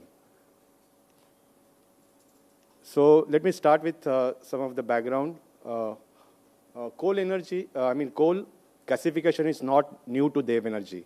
We have been doing this a lot of players for converting fuel oil and using it as a coal gas by high ash Indian coal. So this has been, we have been working with our Chinese partner for more than 23 years now, and we have done more than 300 projects. So when it comes to understanding this business module, we also have to see how we have implemented this over a period of time. And during this time, we have partnered with Yisheng, starting with fixed bed technology. But today we are here to talk about how this can be taken to the new step, where we will be using Indian high ash coal for DRI solution. And these are some of the key important pellet plants that we have done. And we have extended our product offering to various industries like steel industry, pellet, as well as textile industry and downstream, replacing fuel oil. Now, how it is related? This fuel oil is again imported and a burden on energy security of India. So we have been doing this already. Our journey here, you can see, has started from technology improvement. That's one factor we have never compromised, and we are committed to do it even better and better coming future. As we can see, circulating fluidized bed is the theme of our technology. As everybody on this forum is already aware of the various aspects of technology advantages, in our assessment, we are finding circulating fluidized bed as the best technology at present for going in the direction of implementing India's national vision of 100 million ton by 2030. Now here, why we are taking advantage of circulating fluidized bed? It has no tar or no phenol generation, which is environmental friendly. It is the optimum cost as the capital cost, and it can have a capability of processing up to 43% ash. Now, everybody is saying India is fourth largest coal reserve, but how much we are using out of it? We are hardly using any application for chemical energy of coal. Now, this can be done by coal gasification. Of course, this mission, national mission, also serves to another national mission of 300 million ton by 2030 of steel production. India is booming in infrastructure, energy, And this is where we feel that these two both national policies can combine together with our EPC solution offering. And as we can see, if I can take 1 minute on again, one point on this, every industry leaders, as we are present in this forum, like Thermax, BHL, and even Indian Institute of CSIR, they are selecting CFB, which obviously going to collaborate with all of us and can be a very good technology development to come up with the energy security plan. And why CFB is some points we are repeating here, but we would like to emphasize the possibility of making India with this also. So with this, we can make all the vessels and everything in India and give a good boost to using and replacing non-coking coking coal for blast furnace to non-coking coal and convert it to DRI gas. So we very quickly wanted to talk about technology, how it can be applied to the DRI technology. As we can see, Dev Energy's business model has been partnering with China. China, everybody knows, is the biggest gasification install base. They have done this not to secure their energy imports reduction, as well as converting this to a many important production of methanol, ammonia, which is very much aligned with government policy that we have gone through. So out of the 6 approved products under gasification, we are looking at solution for DRI syngas. Zepo Engineering is a well-established player since 2012. It is partnered with us now exclusively, and they have this technology available for various methanol and DME application. What we want to highlight here, there are 2 leading producers or licensor providers for DRI and Midrex, and we are in touch with them. Dev Energy can deliver with our own optimized model for syngas, which can be directly used in their downstream production of steel, any production of application downstream. These are the very mature technology which are CO2 capture ready plant. This is what we wanted to highlight. And Dev Energy, being an EPC turnkey solution, is committed to develop this at very optimized capital cost. That's the advantage we can get. Some of the photographs we want to show, this is not a theoretical technology. These are already operating plant with CFB, circulating fluidized bed technology. And these plants are very successfully running since more than 10 years now. And what we are looking forward to bring this same technology utilizing. So just to conclude, we have low capital cost solution. We are full turnkey solution provider. And we are experienced and qualified team in India doing that more than 20 years. So with this, we would like to just say that when it comes to DRI steel solution, we have commercially available location, production facility, and we look forward to support of all experts here to bring this technology to India and meet with the national mission. Thank you.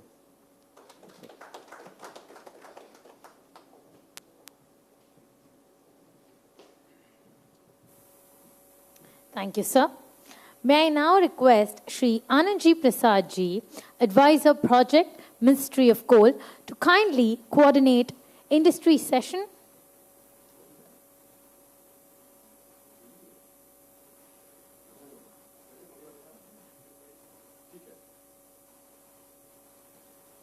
So representatives are requested to kindly submit their views and suggestions on coal gasification scheme.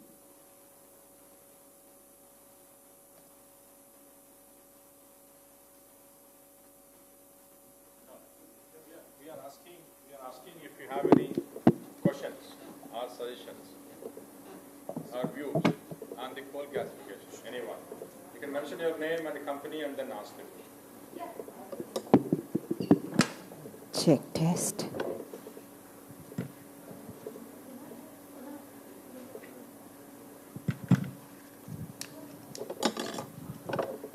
Check test. All right. Hi. Good morning, and thank you for wonderful presentation. I learned a lot personally. Just a few questions and maybe some things to think about. One, in terms of coal linkages were talked about. How will the pricing get determined, and some understanding of how the pricing will get determined also as part of the overall project IRR analysis, etc. If there would be some clarity on how that will happen, that is good. Second, at least for the third category,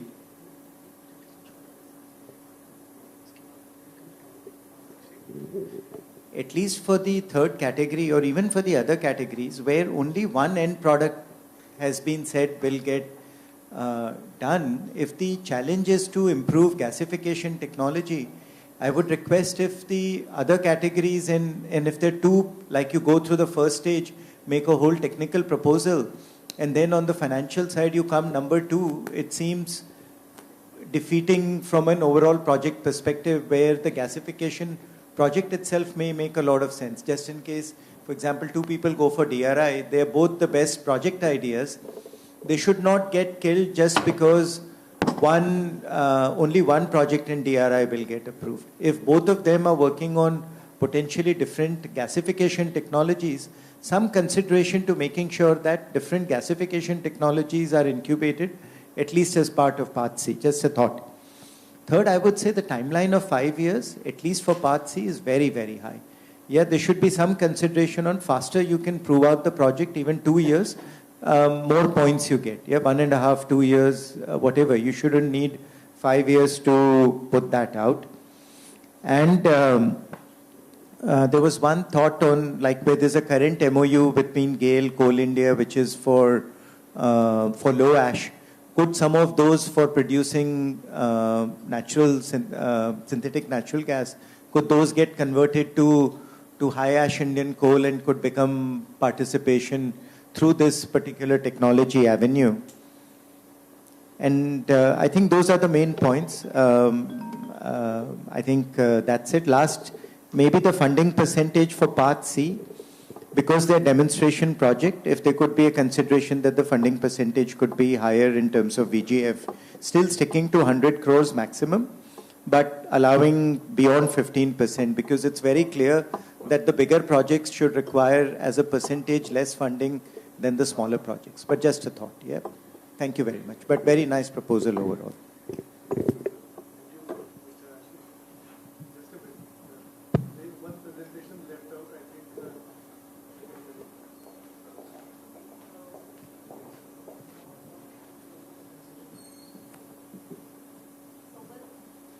So we will be taking the coordinating session after one last presentation that's still there. May I now request Shri Rajesh Kumarji, General Manager, State Bank of India, to give presentation on financing aspects of coal gasification projects.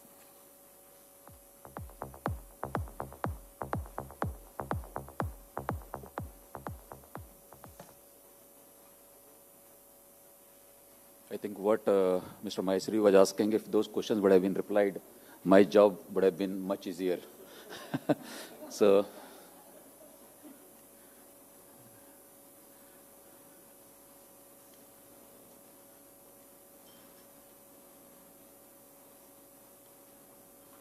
this is all we have heard since morning. Abundant coal. Coal gasification is a cleaner technology. We have a target of coal gasification of 100 million tons by 2030.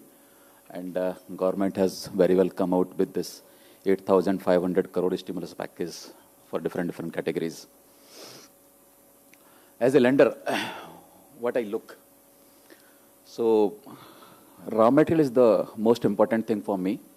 So as we were discussing, and AS sir has also promised, there will be abundant availability of the coal through coal linkages and, in different forms.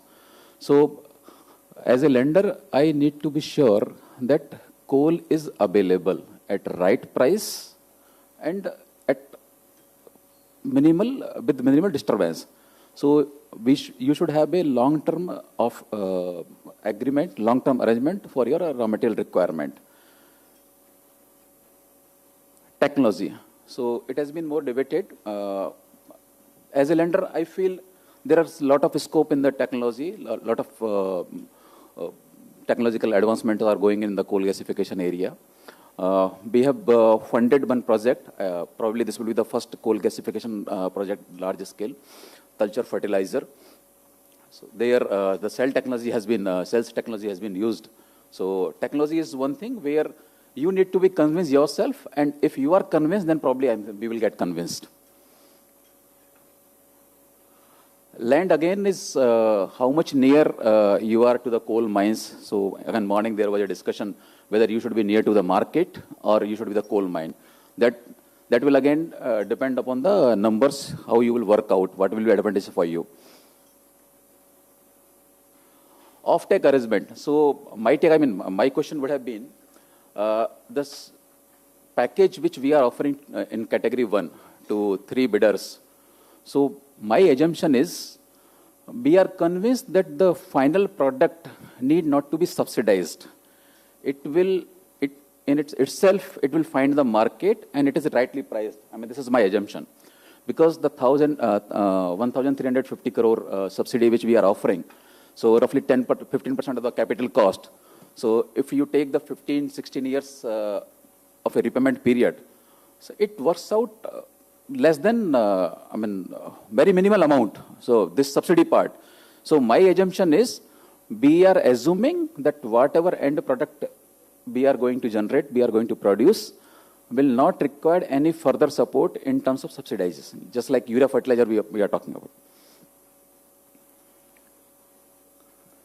Then bankability again, it's a nutshell. We need raw material linkages. We need a long-term off-take arrangement. We need land. And of course, the availability of the visibility of the capital.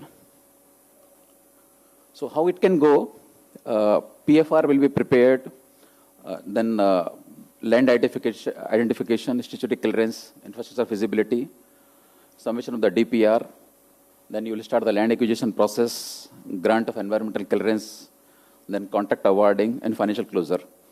So based on the RFP document, we will also try to work out when you will be requiring some kind of credit facility in the form of bank guarantees. Certainly, there will be a requirement.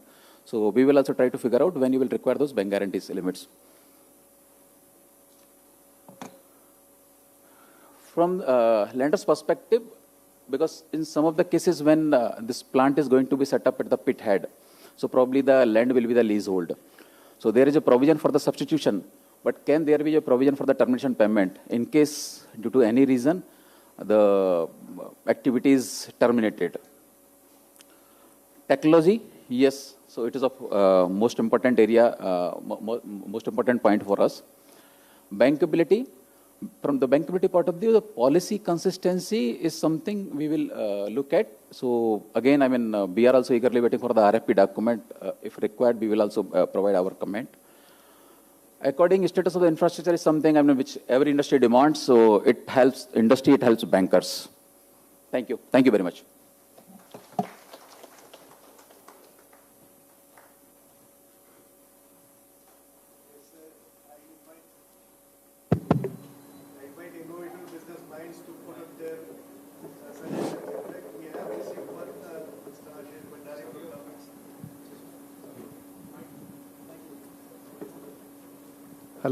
Hello.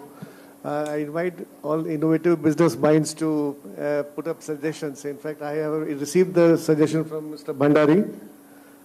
We have noted it down and we'll take it up accordingly. Yeah, please identify yourself and then speak up.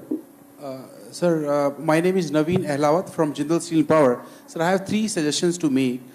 First is under commercial mining, sir, the incentive like the 50% rebate that is already there on the revenue share basis should be allowed for coal on integrated plant. Coal gasification is on a standalone basis, but you have auxiliary plants like ASUs and steam generation. So it has to be, on an integrated manner, sir.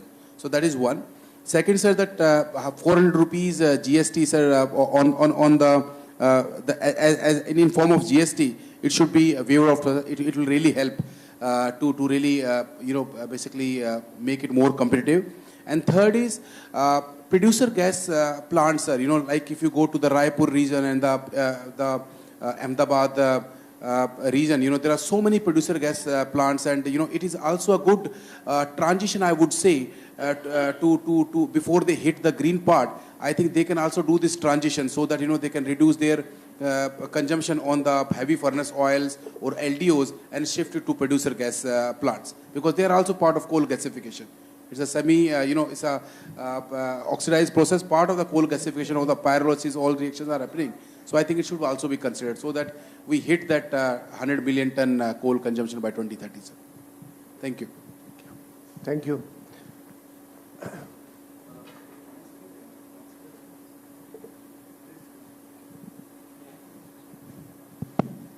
Yeah. Please pass on the microphone. Huh? Yes, good afternoon, sir. This is Shibaditya Sen from Air Products. May I? Yeah, Mr. Shibaditya. Yes, sir. Good afternoon, sir.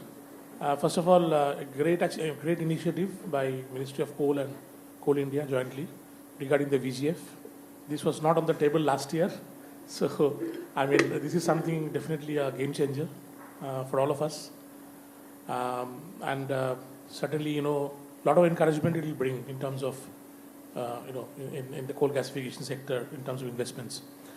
Just once, before I start my suggestion and question, just one correction I wanted to address to the SBI gentleman, State Bank, who presented, is that the technology in Talcher was originally Shell, but now owned by our company, Air Products, for the last 6-7 years. So there is no Shell right now in the world. It's all Air Products. That's one correction. Coming back to on the technology part, I think some of you mentioned about technology agnostic.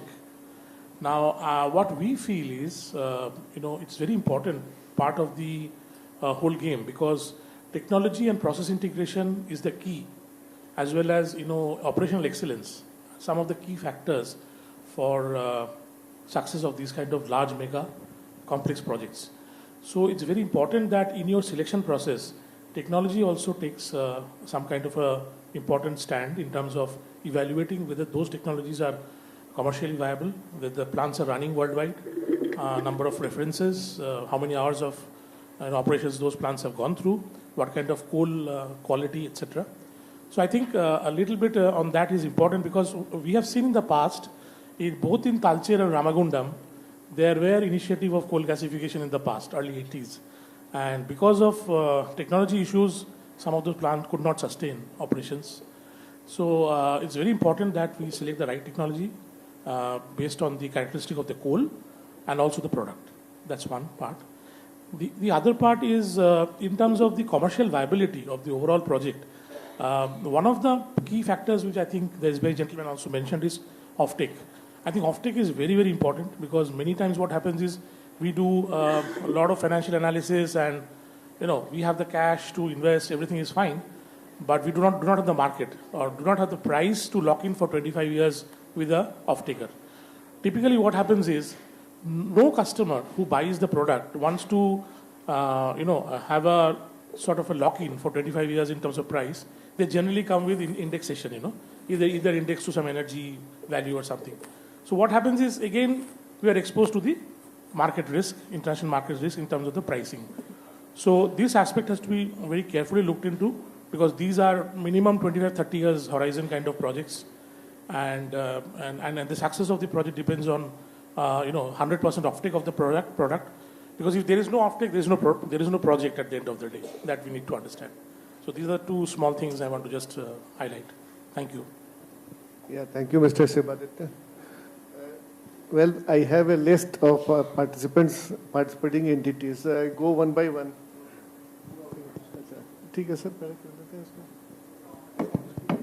Hello.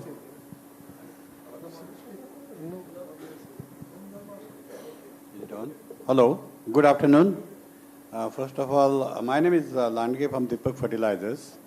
First of all, I very much appreciate the initiatives by the Coal Ministry regarding allocation of land as well as coal for the coal gasification project. With the deposits of coal we got, I think this is one of the wonderful things to happen to country in securitizing its energy needs. One suggestion I have is, when we talk about carbon footprint reduction, obviously one of the most important application of carbon globally is, enhanced oil recovery, which is increasing the oil production at least by 15-20%.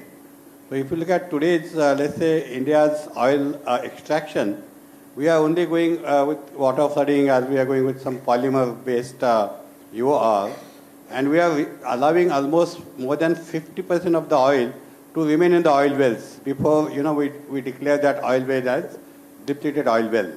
So if we can, if the coal ministry can push for CO2 based EOR, it will help number one reduce the CO2 footprint as well as increase the oil production, and that would also, because that is going to be one of the concerns when we go for coal gasification, that not in every case CO2 will be captured or CO2 will be utilized, and this way we can definitely enhance the coal gasification possibilities as well.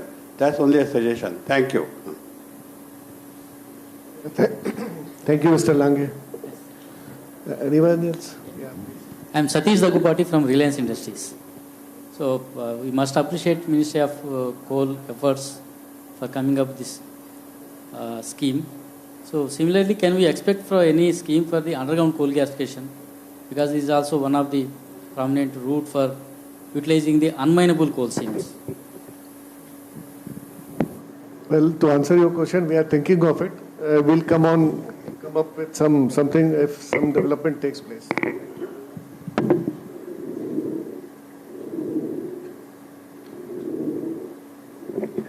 Anyone else?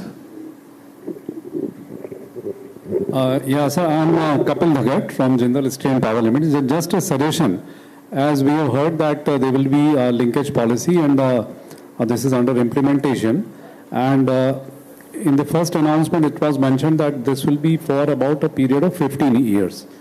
So we are just requesting that if we are going ahead with such a long-term linkages from any subsidiary of Coal India Limited, the particular mine should have potential, because the suitable parameters, based on that only the plant will be designed. So it should not happen that the mine capacity is have a limited life or something like that, that after getting the linkage there is disruption of production or dispatches from that particular mine. There has to be a secondary source that should also be having sufficient reserves to sustain the production for that level. So that should match with the requirement of the plant. Thank you, Mr. Dagat. Yeah, please.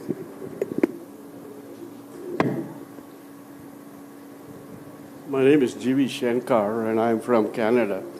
I saw very interesting discussions here. Yeah, please speak a bit louder. Yeah, I'm from Canada. My name is G.V. Shankar. We have a local company here by the name of Axiomex India Private Limited. And there are two things. One, the Air Products gentleman brought out a very interesting point. It's not just the raw material that goes in the quality of coal, but the end product specifications is very, very important. If you think that you're going to market all these products across the world, not meeting international standards, I don't see anybody discussing on the standard of the output product, which really will attract the off-takers. The enhanced oil recovery, there is a lot of things going on, and the other gentleman there is also perfectly correct. EOR actually can generate as much oil out of all these wells. When we apply EOR, you almost can recover 30% of all the oil that's sitting underneath. And of course, that Oil India and BPCL, they're all looking at it, but CSIR is also working on that. But that's another area to focus on, because you're actually generating 30% of the oil that's still lying in the thing. So there are focus areas there. But again, polymer technology is very expensive when compared to the CO2 or in situ. We can't do in situ in this country. But definitely you can go for CO2-based recovery, and I am also talking to CSIR on that. It's a good mix of things that we are discussing. But raw material quality, end product specification, and its further utilization factors can be very important in these sort of things to make overall economics. Thank you. Thank you, Mr. Shankar. Your suggestion is noted.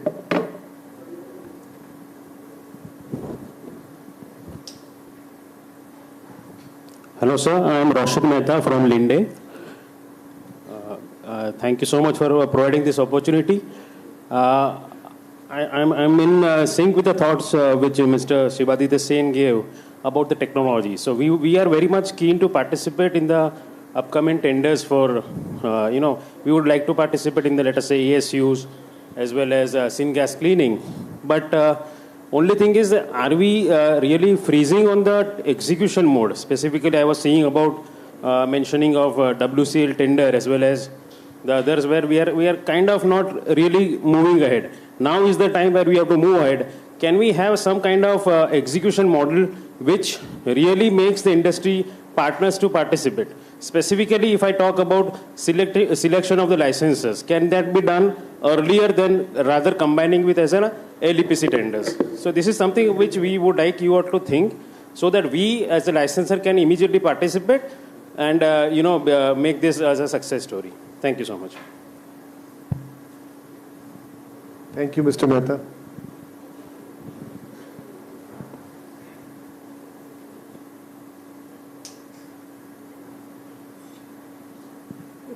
We have a host of technology provider, business minds.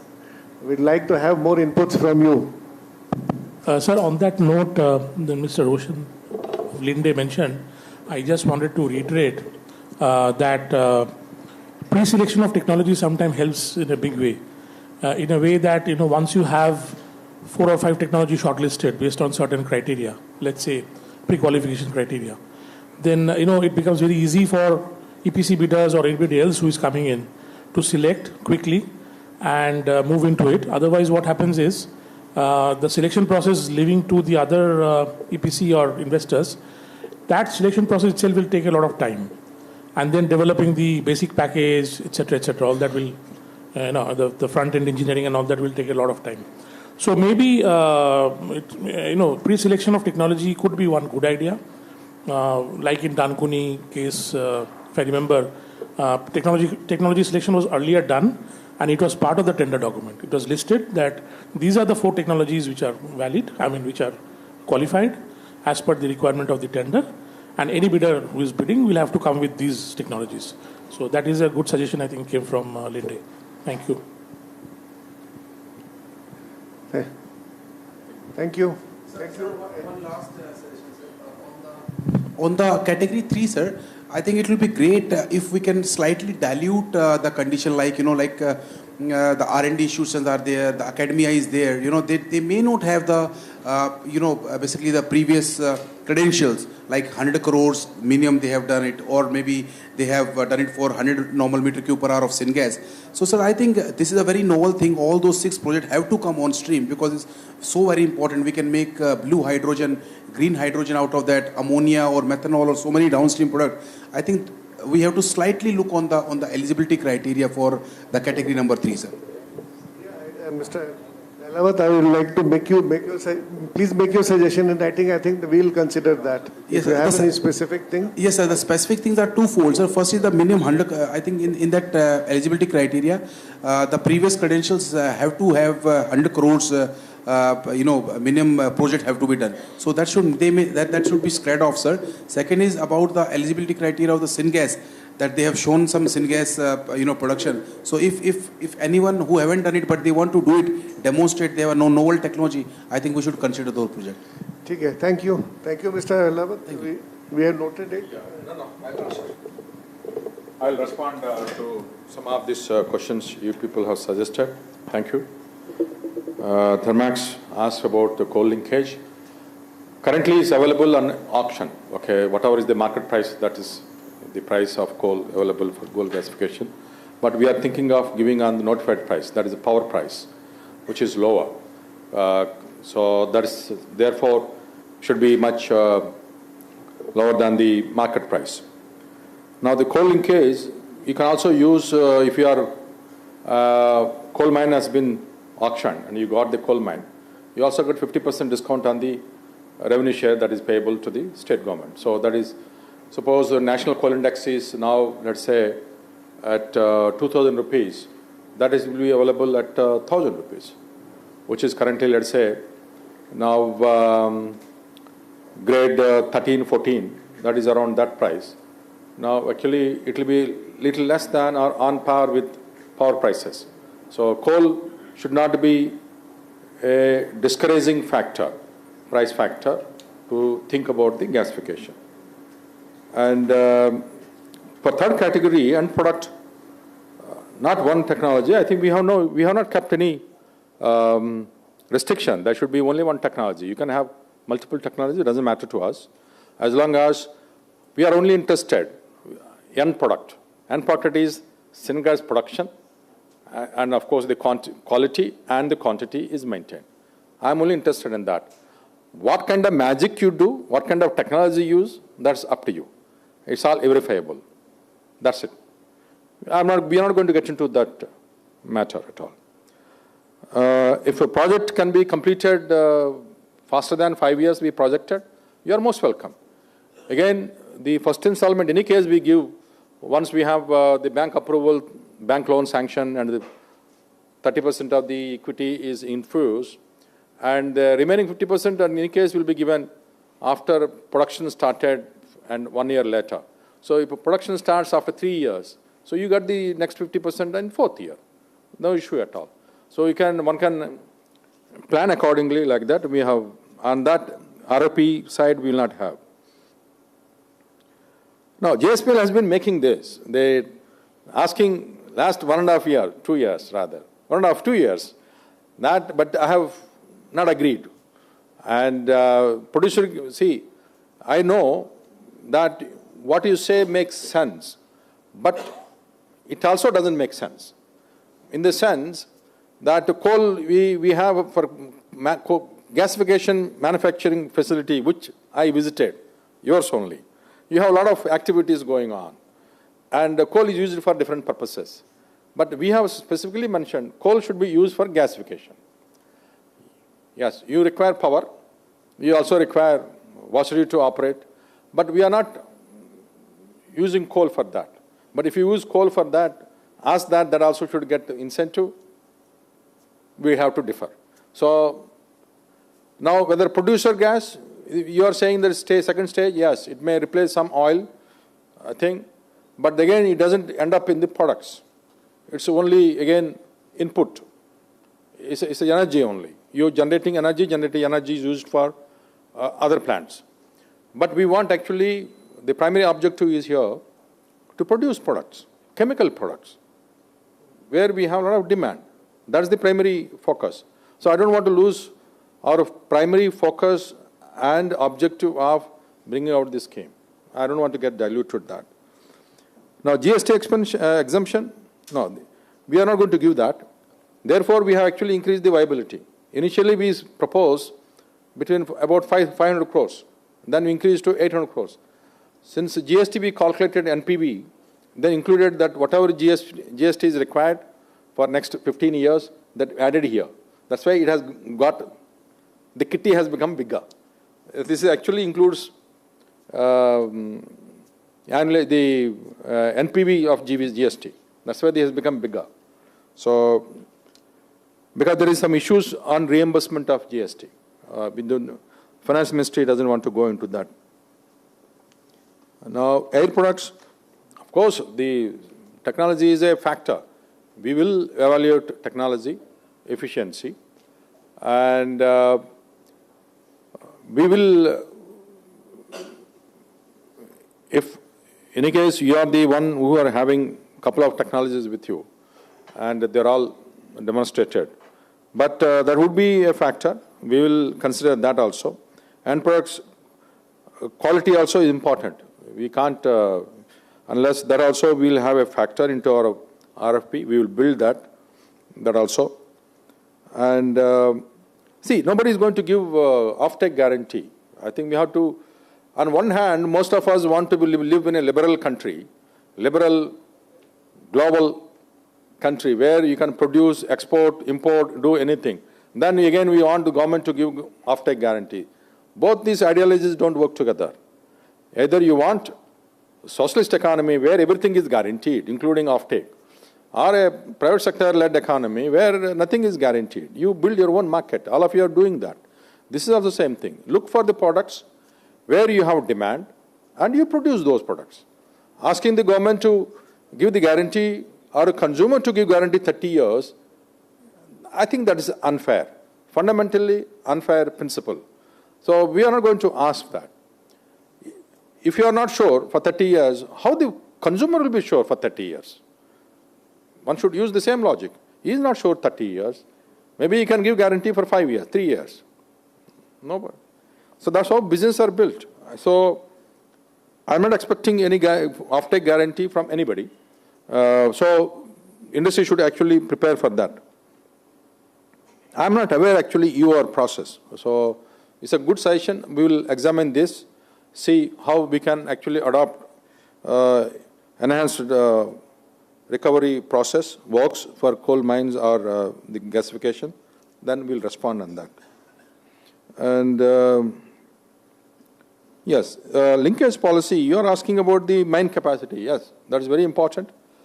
We are actually looking to identify mines which have capacity to supply for at least 25 to 30 years.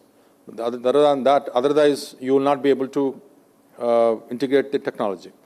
So once we identify a certain seam or mine that it will be meant for coal gasification, we would not like to offer this coal to any other purpose.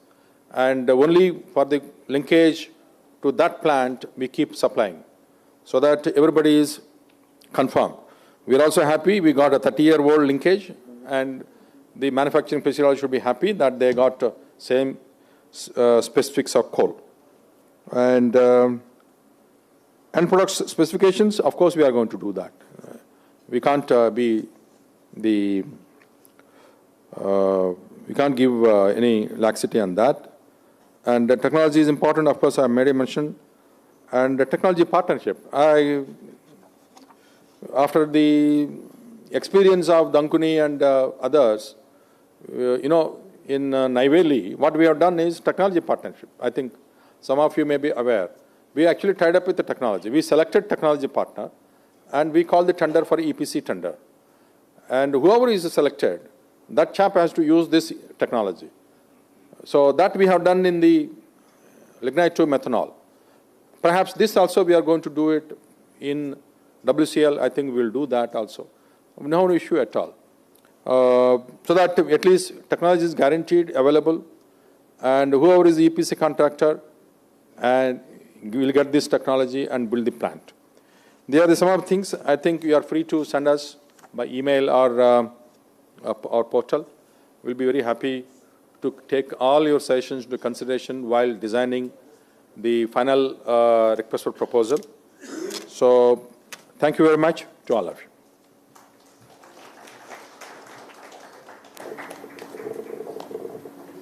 Thank you very much. Please share your inputs through mail. Thank you. Thank you so much. Going ahead, I would now request Shri M. Nagarajuji, Additional Secretary and Nominated Authority, Ministry of Coal, to present mementos to all our speakers. I would request Shri Rajesh Kumar, General Manager, State Bank of India, to please join us on the dais.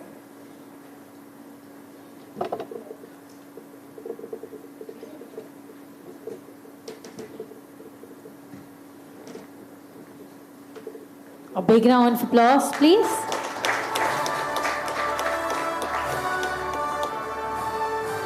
Thank you, sir. Next, I would invite Shri Naveen Alawat, Head Green Hydrogen and CCUS.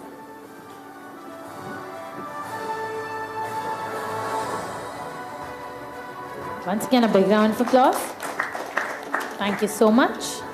Next, I would invite Shri Balasaheb Darede, Managing Director, New Era Cleantech Limited.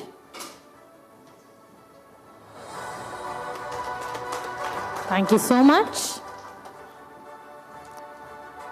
Next, I would invite Shri Prashant Dev Energy to please come and join us on the dais.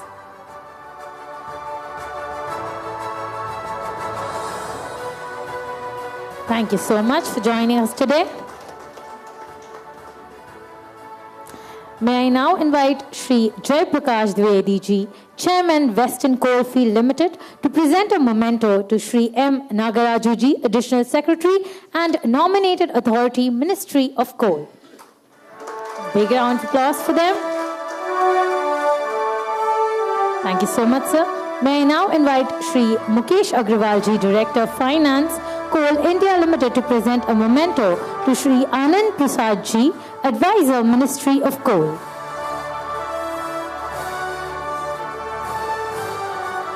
Big round of applause for them, everyone.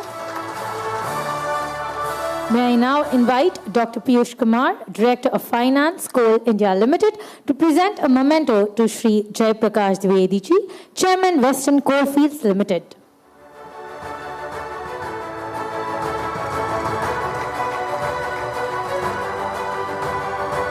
May I also request Dr. Piyush Kumar to please present a memento to Shri Mukesh Agrawal ji, Director of Finance, Coal India Limited.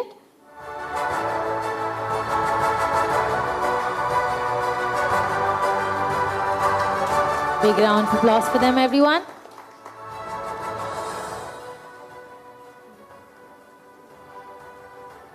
May I now request Shri Piyush Kumar ji, General Manager, Business Development, Coal India Limited, to deliver a vote of thanks.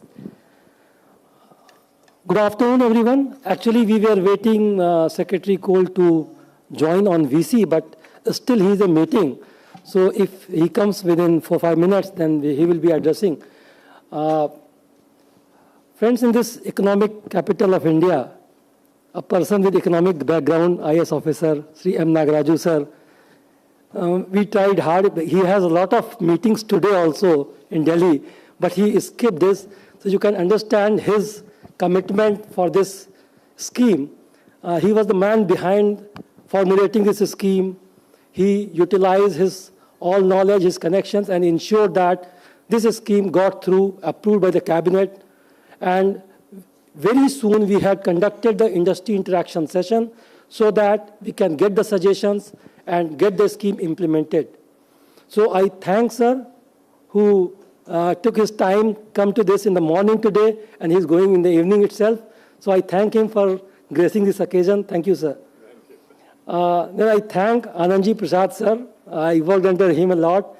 He's so committed. Yesterday night at 1 a.m., means he came here just to attend this meeting because the focus of ministry right now is to ensure that this coal gasification projects comes on the in reality, and Coal India Limited also has worked a lot. I thank CMD WCL who has shared a lot about the initiatives taken by Coal India Limited, like 2 JV companies and WCL project. So I hope so that the people, licensors, EPC contractors, and those who have attended, there are many persons who must be watching this on YouTube live. So they must be aware about the initiatives taken by Coal India and Ministry. So hope so that we will be utilizing the initiatives taken by Ministry to come up with the project. I thank Director of Finance, Coal India Limited, Sri Mukesh Agrawal ji, who has recently joined Coal India. He is so enthusiastic about the technology and new things. Being a finance person, he has encouraged in the last 15 days, he has encouraged a lot to take up both the road shows, the industry interaction at Hyderabad and this place. So I am thankful to him that he could make his time and come to this. I am thankful to the various presenters, the SBI cap, actually as State Bank of India. We had thought about that you will be leaving early, so we just made your presentation a bit early.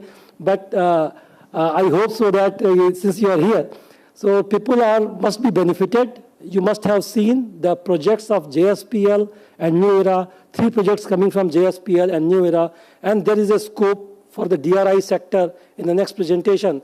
So I hope so that you must have thought about whom to contact, where to contact, so that all these stakeholders can join together to find out a solution for the 13 schemes, for 13 projects which Ministry is focusing right now to come into the reality.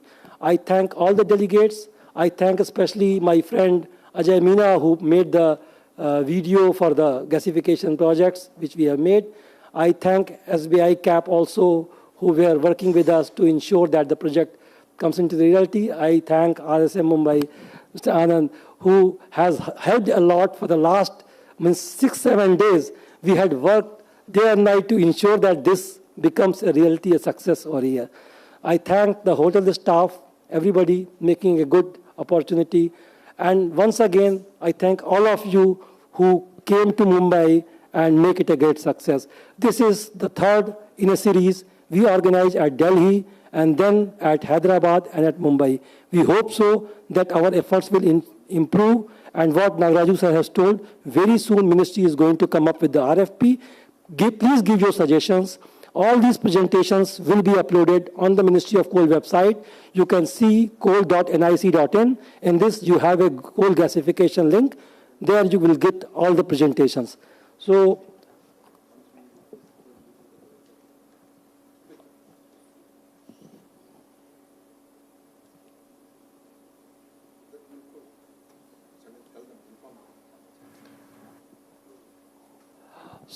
with the permission of Chair, now we are closing this entire program, and we ask you to please join for lunch after the program. Thank you, sir.